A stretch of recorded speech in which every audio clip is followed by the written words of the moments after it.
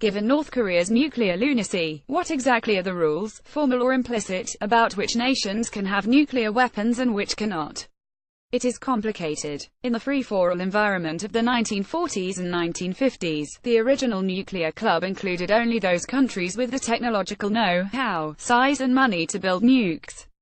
Those realities meant that up until the early 1960s, only Britain, France, the Soviet Union and the United States had nuclear capabilities. Members of this small club did not worry that many other nations would make such weapons because it seemed far too expensive and difficult for most. During the Cold War, the Soviet Union and the United States adhered to an unspoken rule that the losing Axis enemies of World War II, Germany, Italy and Japan, should not have nuclear weapons. Despite their financial and scientific ability to obtain them, all three former Axis powers had too much recent historical baggage to be allowed weapons of mass destruction. That tacit agreement apparently still remains. The Soviet Union and the United States also informally agreed during the Cold War that their own dependent allies that had the ability to go nuclear, including Eastern Bloc nations, most Western European countries, Australia and Canada, would not. Instead, they would depend on their superpower patrons for nuclear deterrence.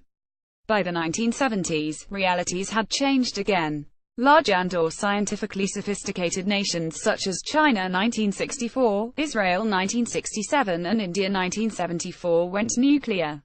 Often, such countries did so with the help of pro-Western or pro-Soviet patrons and sponsors. The rest of the world apparently shrugged, believing it was inevitable that such nations would obtain nuclear weapons. The next round of expansion of the nuclear club, however, was far sloppier and more dangerous. Proliferation hinged on whether poorer and more unstable nations could get away with enriching uranium or acquiring plutonium in secret. Some nations let on that they were developing nuclear weapons and were stopped by preemptive military strikes, such as Iraq and Syria. Others, including South Africa, Ukraine and Libya, were persuaded to halt their nuclear projects. Pakistan was the rare rogue that managed to hide its nuclear enrichment, shocking the world by testing a bomb in 1998.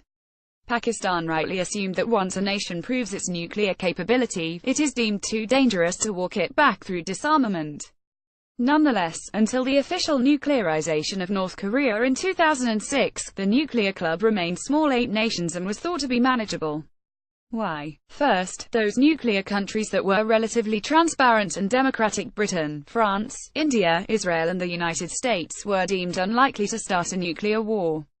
Second, the advanced but autocratic nuclear nations China and Russia were thought to have too much at stake in globalized trade and national prosperity ever to start a lose-lose nuclear war. Third, any unstable rogue nuclear nation Pakistan was assumed to be deterred and held in check by a nearby nuclear rival India. The nuclear capability of dictatorial North Korea and likely soon, theocratic Iran poses novel dangers far beyond the simple arithmetic of the more nuclear nations, the more likely a nuclear war. Neither North Korea nor Iran is democratic. Neither is a stable country.